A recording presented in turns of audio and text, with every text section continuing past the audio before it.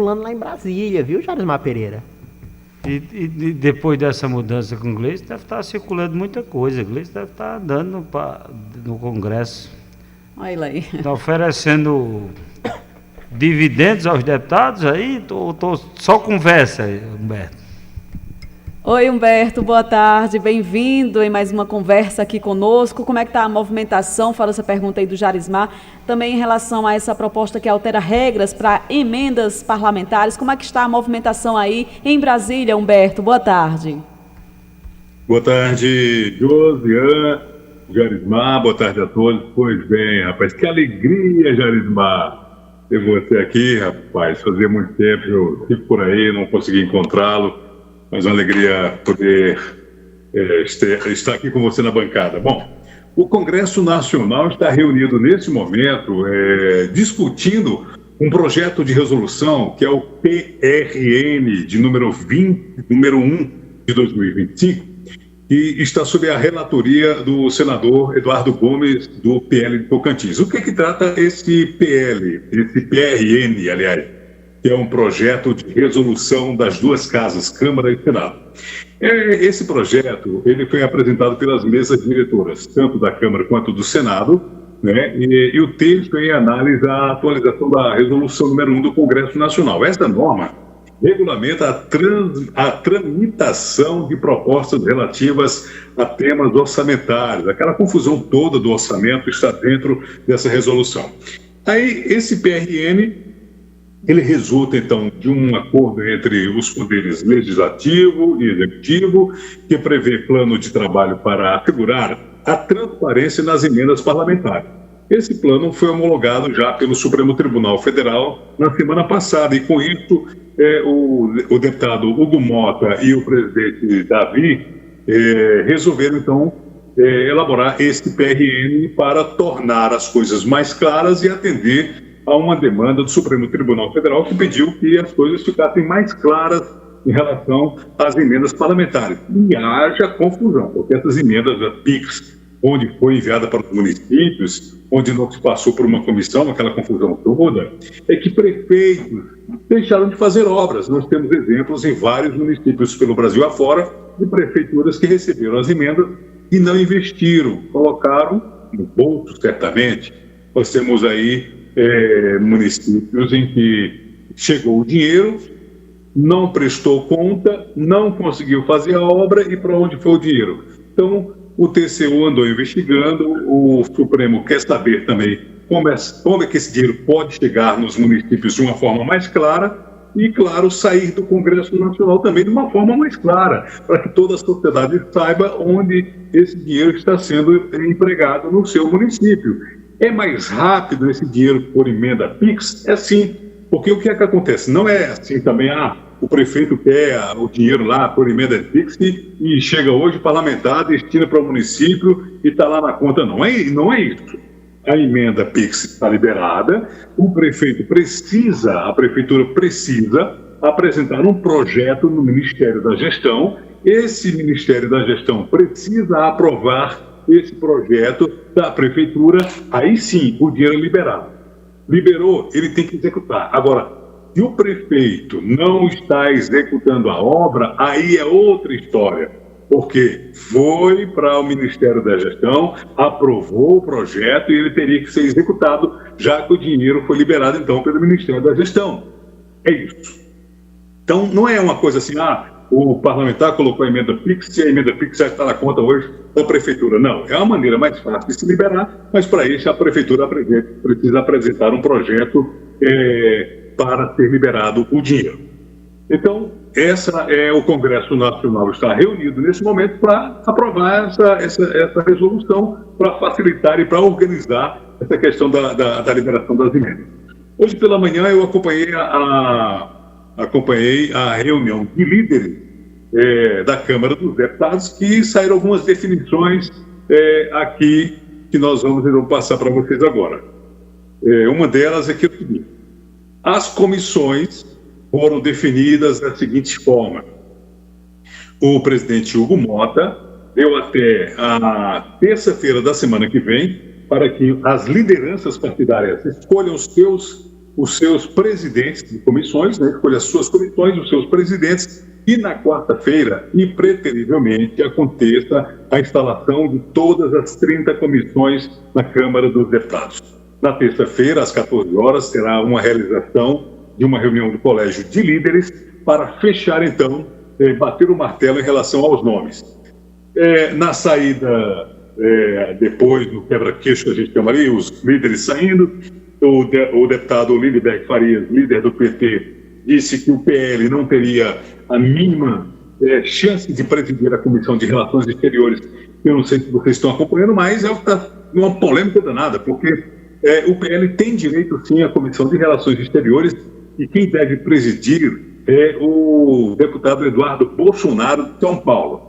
Só que, meninos, é o seguinte, o PT, toda a oposição, principalmente o PT, Lindeberg Farias ali, parece que uma briga interna com ele, alguma coisa assim, não vai muito com a cara do Eduardo Bolsonaro, disse que jamais que o Eduardo Bolsonaro assumiria a presidência da Comissão de Relações Exteriores, porque é uma comissão especial, é uma comissão que nesse momento em que estamos vivendo uma era Trump, que o Trump pode interferir no Brasil, e que lá os parlamentares, por meio do Eduardo Bolsonaro, conseguiram aprovar um projeto e já está prejudicando o ministro Alexandre de Moraes. Enfim, por conta de toda essa confusão, ele disse que o PL não irá ficar com a Comissão de Relações Exteriores e muito menos Eduardo Bolsonaro. Eu perguntei, então, para o líder do PL, Sóstenes Cavalcante, sobre essa demanda do líder do PT.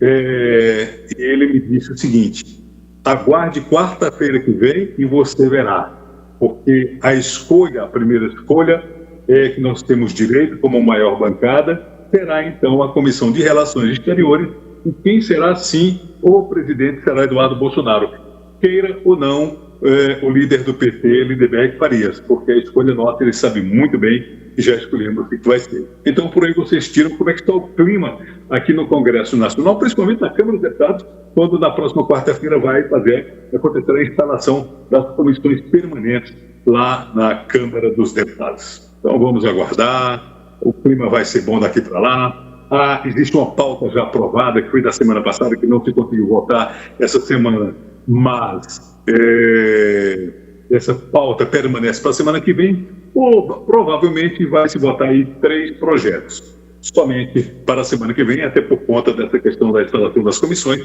e dessas reuniões que vão definir quem será ou não o presidente das comissões.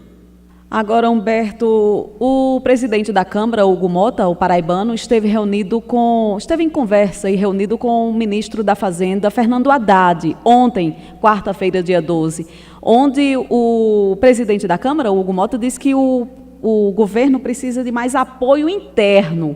Fora essa baixa popularidade no país, o governo também está tendo essa baixa popularidade aí por parte do Congresso, no Senado, Humberto? Como é que está o clima aí? Sim. Realmente, a popularidade aqui, tirando, claro, os partidos que apoiam o governo, a popularidade, o pessoal diz que o Lula perdeu o time, na sua governança nesses 2 anos. E para completar, no dia de ontem, eu por acaso estava lá no Palácio Planalto acompanhando o lançamento do programa aqui de empréstimo para as pessoas que são elitistas, aqueles que têm carteira assinada, agricultores e as empregadas domésticas. Em um certo momento, o presidente Lula disse que escolheu uma mulher bonita para ter um melhor acesso aos presidentes da Câmara e do Senado.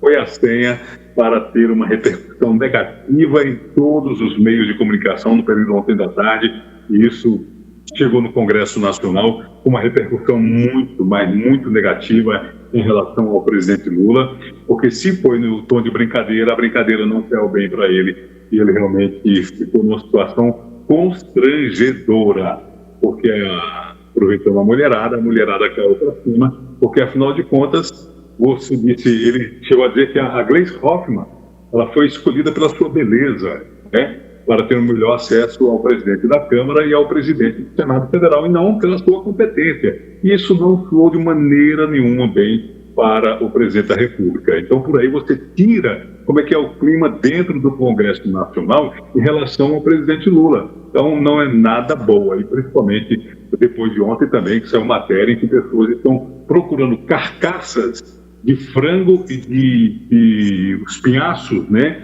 Espinhaços do porco para comprar. Então, de ontem para cá, algumas coisas negativas vêm acontecendo. Tem um governo que nós temos aí comentado a semana passada, em que a gente tem a alta do café, nós temos a alta das compras de casa, do combustível, do diesel e de toda aquela cadeia de produtos que vem aumentando por conta também do aumento dos combustíveis e por conta da inflação. Então, não é um bom momento para o presidente da República. Ô Humberto, satisfação recebê-lo mais uma vez aqui na bancada do programa Boca Quente Parte 2. Alguns veículos de comunicação nacional indicam que deputados federais do PT sentiram que líderes partidários do Centrão estariam ali simpáticos à proposta da PL da anistia. E aí já acionaram, né, o Palácio do Planalto numa tentativa de conter um eventual programa, um eventual projeto de lei como esse que venha a ser apresentado. Né? O pessoal do PL já calcula, inclusive, ter 237 deputados federais, né, adeptos que estejam ali dispostos a votarem favoravelmente. Para a proposta passar, são necessários 257, uma vez que se trata de uma lei complementar. E aí, como é que está essa movimentação nos bastidores de Brasília? Ainda nessa coletiva, após a reunião de líderes, foi perguntado para o líder Sóstenes Cavalcante, que é o líder do PL, sobre o projeto da anistia, quando poderia entrar em pauta. Ele falou que provavelmente a semana que vem poderá sim entrar em pauta. Existe sim uma grande expectativa por parte deles pela aprovação da anistia. Então, realmente, essa expectativa muito boa, segundo eles, e outros partidos que já estão gostando da ideia.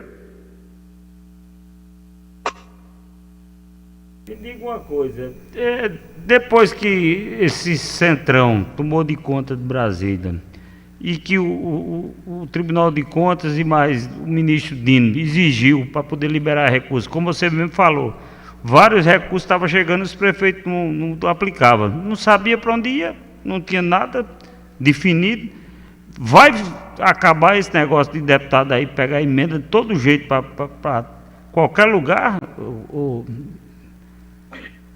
Jarismar, eu acredito que dessa forma, sim. Eu acredito que agora, com essa regulamentação que deve ser aprovada hoje pelo Congresso Nacional, deve sim ser uma coisa mais normatizada, digamos assim, né? A emenda realmente chegar com uma certa rapidez para os municípios, mas também a obrigatoriedade do prefeito prestar contas daquilo que ele pegou. O dinheiro não é dele, o dinheiro é do povo, é do município, para empregar e ser bem empregado onde deve ter necessidade. E a gente sabe como os municípios são pobres de recursos, né, que depende desses repasses das emendas parlamentares. A expectativa, não só do Supremo Tribunal Federal, não só do governo federal, mas também aqui do Legislativo, de tentar resolver esse impasse de uma vez por todas, porque ficou uma parte desse dinheiro, dessas emendas PIX, ficou ali parada porque o Supremo congelou, né, numa decisão do Flávio Dino, depois liberou e formou-se então essa comissão de trabalho e o Supremo deu um prazo e que agora a Câmara e o Senado, o Congresso Nacional, as duas casas, vão votar hoje essa resolução para resolver esse impasse. Se espera que agora por diante, pelo menos, se tenha um pouco mais de respeito com o nosso dinheiro. Meu amigo Humberto, referente às modificações para o processo eleitoral de 2026, é necessário que seja modificado até outubro. Muita gente cogitando aí, inclusive o presidente Hugo Mota defendendo a ampliação do número de deputados federais de 513 para 523, uma vez que, com o novo censo, alguns estados perderiam deputados federais e outros ganhariam. A Paraíba, por exemplo, perderia 2 deputados federais.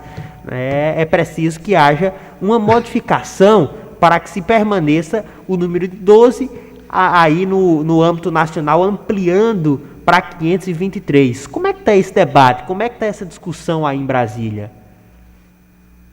Eu vi uma pergunta sobre esse assunto no dia de ontem, quando eu acompanhava a cobertura do presidente da casa, e alguém perguntou para ele sobre essa decisão, quando é que seria cumprida. Porque não foi uma decisão do presidente Hugo Mota de querer aumentar essa bancada de parlamentares. É uma decisão do Supremo Tribunal Federal, como bem você lembrou, por conta do censo do IBGE, que concluiu que várias cidades aumentaram, que vários estados aumentaram o número de habitantes, e com isso aumentaria a sua bancada de deputados. O Senado não se mexe, só a Câmara dos Deputados. O Senado continua lá, cada estado com 3 representantes, mas a Câmara dos Deputados teria então uma mudança. Então, foi perguntado ao presidente Hugo Mota, que disse que ainda está vendo como é que vai fazer isso, porque é uma decisão do Supremo Tribunal Federal. De uma coisa, eu tenho quase certeza: ele não vai tirar de nenhum estado a cadeira. É possível que se acrescente cadeiras. Então, eu acho que dificilmente a Paraíba vai perder 2 cadeiras aí nessa mudança dessa decisão do Supremo Tribunal Federal. Mas sim, os municípios que cresceram ganhem mais parlamentares. Essa é a tendência que a gente está vendo por aqui. E provavelmente isso aconteça até o mês que vem. O pior é que também, além de perder o federal, perde 6 estadual, Paraíba. Porque se perder 2 federal, perde 6 estadual. É feito cascata. Mas é uma questão que o Supremo aprovou, não. É questão do número do BGE. Então tem que resolver aí no Congresso e até o período de outubro, porque tem que ser um ano antes para servir para essa eleição. Dá tempo? Não, Jarismar, não dá tempo, claro que não. É por isso que eu acho que existe uma decisão do Supremo aí para que seja cumprido isso, porque não vai ter como resolver isso até lá. Existe aí como bem você lembrou, é um ano antes que tem que mexer na legislação eleitoral, sempre um ano antes que mexe lá, ou acrescenta, ou tira, enfim, sempre tem uma mudançazinha na lei eleitoral um ano antes das eleições. Não dá tempo, nós estamos já 13 de março, né, e o tempo está correndo, quer dizer, as comissões serão, a semana que vem, colocadas, serão instaladas, aí começa a funcionar, enfim, não dá tempo, não será, se for por uma decisão do Congresso Nacional, vai ser agora. Mais fácil cumprir uma decisão do Supremo Tribunal Federal que já disse que tem que aumentar o número de parlamentares. Aí sim, tudo bem, mas por uma questão eleitoral, numa lei eleitoral, não dá tempo. Humberto, você disse aí que ontem estava acompanhando, foi uma sessão, votação, chegou a votação desse empréstimo para pessoas com carteira assinada. Isso fala um pouquinho para a gente aqui um pouco mais. Foi uma sessão, chegou a votação, como foi essa movimentação? Não, esse aí é uma medida provisória que o governo apresentou ontem, foi assinada no Palácio do Planalto, que é o lançamento do programa por parte do Ministério do Trabalho. Existe o empréstimo consignado, né, que hoje só quem tem esse direito, digamos assim, direito, eu digo assim, com juros baixos, quem é servidor público e quem é aposentado, que consegue uma taxa bancária menor do que todo mundo.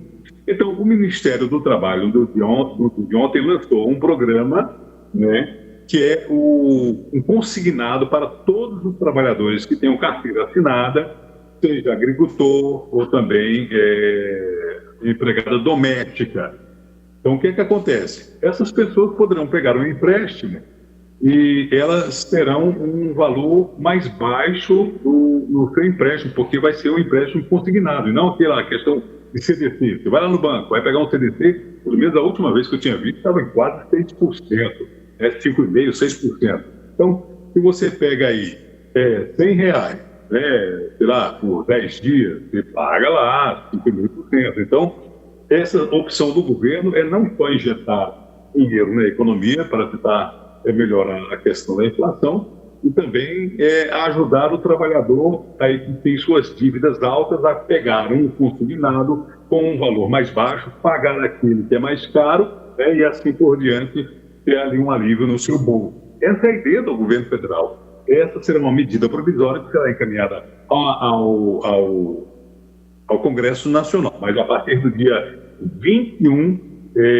de março, se eu não me engano, já começa, então, essa linha de crédito nos bancos oficiais e também nos bancos particulares, né? Então, quem quiser aí um empréstimo consignado, ela poderá pegar, então, com um valor muito mais em conta, porque estará consignado. E aí um detalhe, é o seguinte, se você está nessa empresa e você foi demitido, você leva a sua dívida para outra empresa, e isso é uma forma até de garantia bancária, porque a gente está, por conta das pessoas que têm aí emprego no servidor público e é do INSS, existe uma garantia bancária dessas pessoas que não perderão o emprego, né?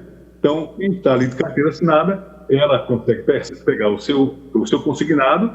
Se sair da empresa, ele leva a sua dívida para a própria empresa e assim por diante. Se a empresa quebrou, ele tem, então, a dívida com ele, não com a empresa. Ele leva para a próxima empresa que ele for e ali ele continua pagando normalmente seus empréstimos. Então, foi um programa legal que vai, então, daqui a pouco começar a funcionar, se eu não me engano, 21 de março deve entrar em operação. Humberto, obrigado pela participação aqui conosco. Deixa o espaço aberto para que possa acrescer algo mais que nós eventualmente não tenhamos perguntado aqui, mas que eventualmente tenha acontecido e chamado, repercutido aí em Brasília. Só para a gente fechar é o seguinte, o orçamento, o relator disse que as pendências do orçamento que deve ser votado na semana que vem, seria o Vale Gás e o Pé de Meia, foram resolvidos. O governo, inclusive, pediu para cortar dentro do orçamento, são 8 bilhões, se eu não me engano, em relação, 8 bilhões, isso. 8 bilhões do Bolsa Família daquelas pessoas que já não estão mais lá. São pessoas que, beneficiários aí que estão de forma irregular. Então, o governo vai cortar desse orçamento, já pediu para cortar 8 bilhões do Bolsa Família. O Vale Gás e o outro programa, que é o programa Pé de Meia, já foram resolvidas essas duas questões dentro do orçamento. Então, possivelmente, quinta-feira da semana que vem, em reunião do Congresso Nacional, se conseguir, sim, votar o orçamento. É isso. Uma boa tarde a todos vocês, um abraço e até semana que vem, gente. Obrigado, Humberto. Valeu. Duas coisas interessantes aí. Esse empréstimo. É uma boa, porque o cara estiver devendo e